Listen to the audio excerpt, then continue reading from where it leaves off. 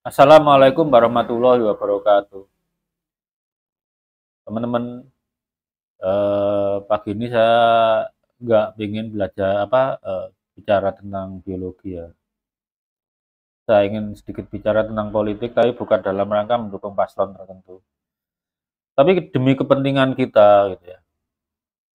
Seingat saya, setelah reformasi ini, saya mengalami berapa kali pemilu? Satu, dua, tiga, empat, lima. Ini akan ke enam ini, gitu ya. Ya dulu saya juga fanatik lah, pernah sekali fanatik calon tertentu ya 2014 terutama yang sekarang jadi presiden tuh pilihannya. Tapi ya nggak pengen bahas itulah ya. Kita tuh sekarang jangan jadi tim hurik, fanatik, terus berantem apalagi ribut sama saudara misalnya di WhatsApp grup gitu ya. Karena ya buat apa? Untungnya buat kita apa? Capres-capres itu kan nggak ngerasain cicilan BRI yang harus dipotong dari gaji kita. Mereka nggak ada yang mengalami kesulitan bayar kuliah anaknya. Tapi sampai hari ini apakah mereka bicara itu? Enggak ada yang bicara itu. Itu isu penting yang kita harus tuntut dari mereka itu. Coba kalian hitung sendiri. Tiap tahun tuh daya beli kalian naik berapa sih? Saya nggak bilang gaji loh, daya beli. Misalnya gaji kalian dibagi harga beras tuh dari tahun ke tahun naik nggak? Gaji kalian dibanding apa tarif dasar listrik tuh naik nggak? Kemampuan belinya ya. Nah, dari situ bisa dilihat. Kalau suatu saat kalian mengirim anak-anak kuliah, itu tambah ringan atau tambah berat beban kalian? Itu kan kewajiban kalian terhadap anak-anak kan sebagai orang tua. Sebagai ilustrasi, waktu saya kuliah itu satu, waktu pertama masuk itu SPP saya kira-kira 20% dari gaji ayah saya. Karena saya punya adik tiga dan satu kembar, ya suatu saat pernah kuliah bareng. Akhirnya empat-empatnya pernah kuliah bareng, karena jaraknya 3 tahun, 3 tahun. Itu pun ayah ibu sampai bedok teh. Padahal saya SPP-an cuma 20% untuk 6 bulan ya. Tapi bulanannya kos segala macam gitu ya. Itu tahun itu. Sekarang saya sudah merasakan anak saya kuliah sekarang semester 3. Itu pun masuknya jalurnya SBMPTN, bukan jalur mandiri. Jadi saya nggak bayar uang kontribusi institusi atau apa. Itu pun SPP-nya sudah 40% gaji bulanan saya. Padahal saya punya anak satu lagi. Belum kos. Kos dan lain-lain tuh anak saya udah 2 juta lah sebulan. Pendidikan itu kebutuhan dasar warga negara. Negara harus hadir di situ. Tapi kenapa tiap tahun itu kita dibiarkan apa ya menanggung pendidikan anak-anak yang makin hari makin mahal. Belum lagi masalah rumah kan. Kita biasanya kelenger itu kalau kita mortal people ya. Orang-orang biasa, jelata seperti kita. Itu keuangan kan mulai kocar-kacir kalau satu kena pendidikan anak, dua kepemilikan rumah. Pemilikan rumah itu ketidakadilannya sangat nyata sekali. Ada orang yang punya rumah banyak tapi dibiarkan kosong gitu ya. Ada yang nabung bertahun-tahun tapi nggak kesampaian. Ada yang nyicil tapi karena bunganya ngambang suatu saat misalnya SBI naik gitu ya, dia kalang kabut. Kalau SBI naik itu tanda-tanda ekonomi sebetulnya sudah nggak beres. Jadi cicilan rumahnya naik, penghasilannya justru turun.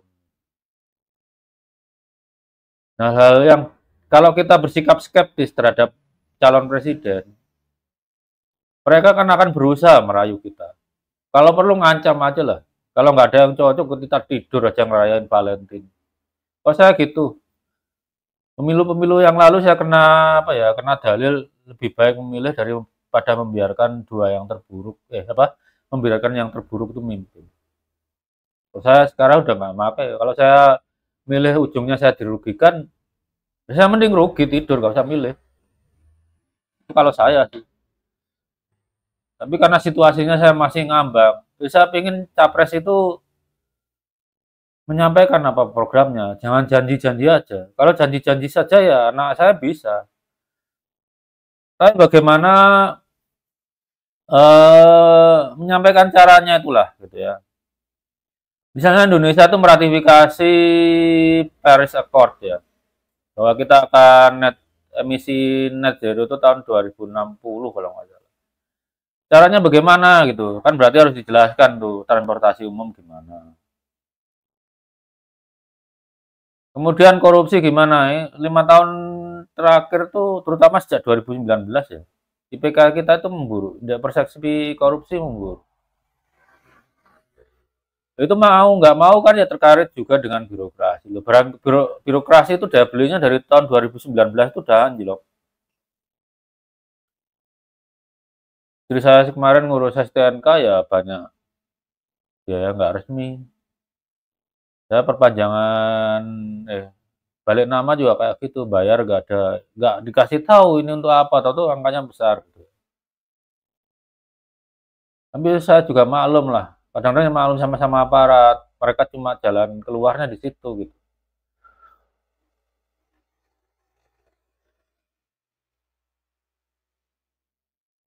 Kalau pemberdayaan birokrasi ini nggak disentuh, saya yakin indeks persepsi korupsi itu akan terus memburuk.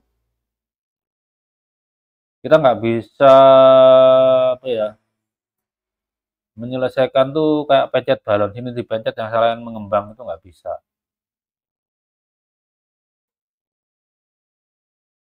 Jadi menurut kalian isu-isu dasar yang harus diselesaikan oleh capres itu apa? Kalau mereka nggak ngeluarin isu itu, nggak membahas isu itu, ya nggak usah dipilih. Nggak usah dukung ribut dari sekarang, nggak usah dipilih. Kalau nggak ada pilihan, itu terserah kalian. Kan pilihan kita ada dua kan, bisa milih capres, bisa milih partai. Kalau ada partai yang bisa bahas itu, silahkan pilih partainya. Kalau capres ada bisa bahas itu, silahkan pilih capresnya. Kalau nggak ada yang bahas, itu terserah kalian. Wong kalau siapapun pilihan kalian, kalau bulanannya biarin naik turun, ya tetap kalian harus bayar. Waktu anak-anak kuliah, kalian sampai cari utangan atau jual sawah kan, capresnya nggak bakalan mikir. Indonesia tuh apa ya? Digadang-gadang kekuatan ekonomi keempat di dunia pada tahun 2045 ya oleh Price Waterhouse Cooper gitu. Nah, apakah capres yang akan datang ini bisa mampu mengantarkan itu? Zaman Pak SBY itu ekonomi kita lumayan tinggi, sekitar 6%. 10 tahun terakhir ini turun. Mungkin apa? Kalian akan ya 10 tahun mendatang anak-anaknya kuliah, mencari kerja gitu kan. Presiden tuh walaupun nggak menyediakan langsung kan juga berfungsi sebagai katalisator gitu. Menyediakan lingkungan di mana anak-anak bisa cari kerja atau yang berbakat jadi pengusaha itu misalnya hak ciptanya bisa dilindungi kalau basisnya kreativitas seperti itu. Kalau yang bakatnya insinyur, kerajinan tuh bahan bakunya mudah diperoleh, itu kan tugas jadi pemerintahan di situ. Kita memilih presiden dan wakil presiden serta wakil rakyat itu kan demi kita, demi anak-anak gitu. Makanya jangan terlalu pagi mendukung. Lebih enak itu jadi swing voter. Kita paksa mereka menyerahkan proposalnya, kita pelajari, kalau cocok kita pilih. Kalau nggak cocok nggak usah kita pilih. Makin banyak dari swing voter dari kita, makin jarang kita ribut. Karena semua capres terpaksa harus berpikir keras untuk menyusun proposalnya. Dia dia harus mengandalkan tim apa ya, tim pakar, bukan tim hore. Jadi itu aja saran saya. Skeptis saja sekarang. Ya bukan menutup pilihan, skeptis. Ragukan semua paslon. Sampai mereka merayu kita, meyakinkan kita bahwa mereka adalah pilihan terbaik. Janji saja tidak cukup. Caranya mewujudkan gimana? Kemarin kan ada presiden yang berjanji ekonomi 7%. Di antara PNS juga berjanji menjanjikan kenaikan gaji kalau udah 7%. 7% itu nggak pernah tercapai kecuali tahun 2021 ya. Itu pun setelah sebelumnya kontraksi kan. Artinya turun dulu, kembali ke posisi semula, kelihatannya seperti naik. Kalau dibanding 2019 enggak. Cuma rebound aja. Jadikan ke PNS kalau pertumbuhan ekonomi 7% naik gaji, ya memang nggak pakai 7%, tapi apakah dalam 2 tahun itu nggak tercapai 7%? Pasti tercapai. Ya nggak diwujudkan janjinya.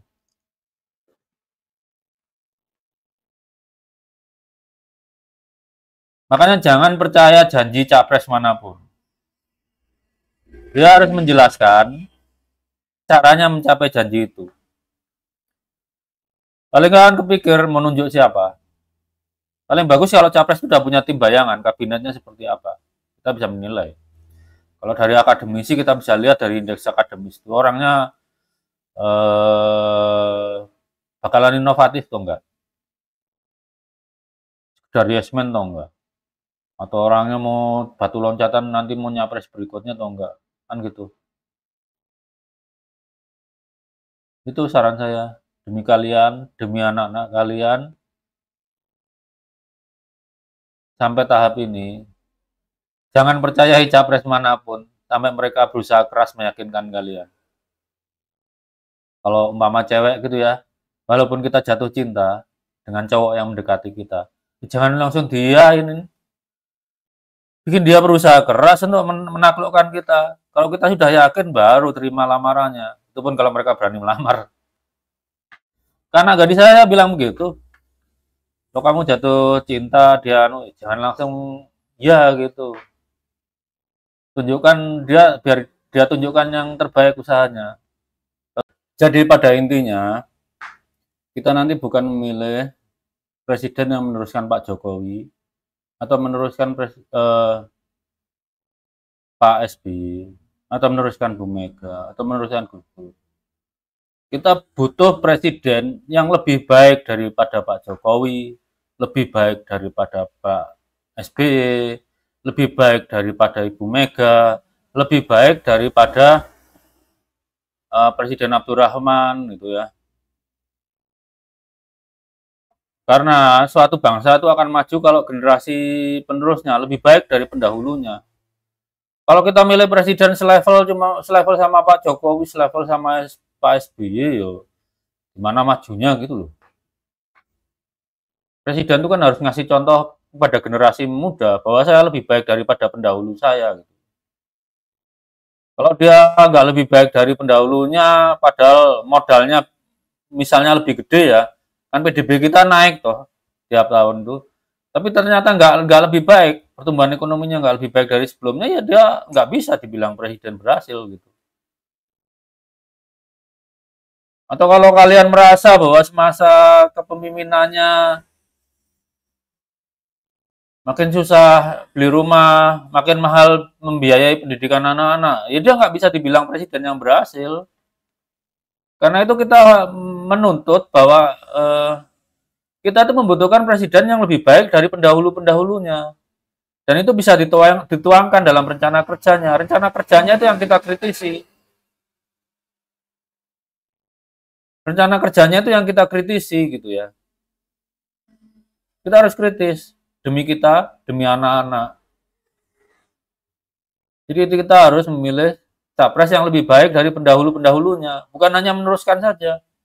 Yang kurang diperbaiki, ada inovasi agar Indonesia benar-benar jadi negara maju di tahun 2045.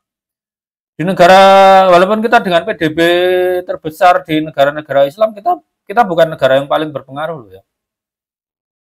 Secara militer aja kita dengan Arab Saudi kalah kuat. Secara intelektual ya, kalau kita lihat peringkat publikasi penelitian, kita itu di bawah Turki, di bawah Iran, sepertinya juga di bawah Malaysia gitu ya. Kita lebih baik dari Saudi. Ya artinya dengan PDB terbaik itu juga nggak menjamin di antara negara-negara Islam kita jadi yang paling kuat.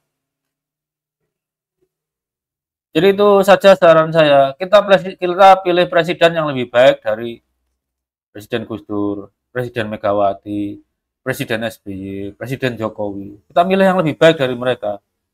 Karena mereka akan jadi direktur untuk Indonesia yang lebih baik dari sebelumnya. Kita skeptis sekarang, bukan berarti kita nggak niat milih. Kita skeptis itu memberi kesempatan yang adil ketiga calon itu, agar mereka menyampaikan rencana terbaiknya untuk kita. Rencana, bukan janji. Rencana kerjanya apa gitu ya.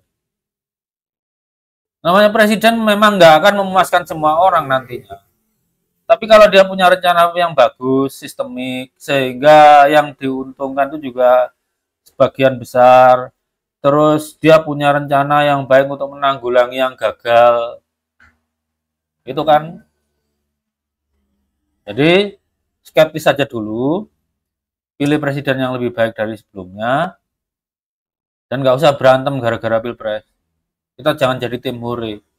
Lebih baik jadi masa mengambang aja. Kalau nggak cocok nggak usah pilih. Nggak cocok semuanya nggak usah pilih lah. Kalau ada yang cocok pilih. Entah itu presiden, entah wapres, entah partainya, ya maksudnya wakil rakyat gitu. Biar mereka berpikir keras. Itu saja dari saya. Wassalamualaikum warahmatullahi wabarakatuh.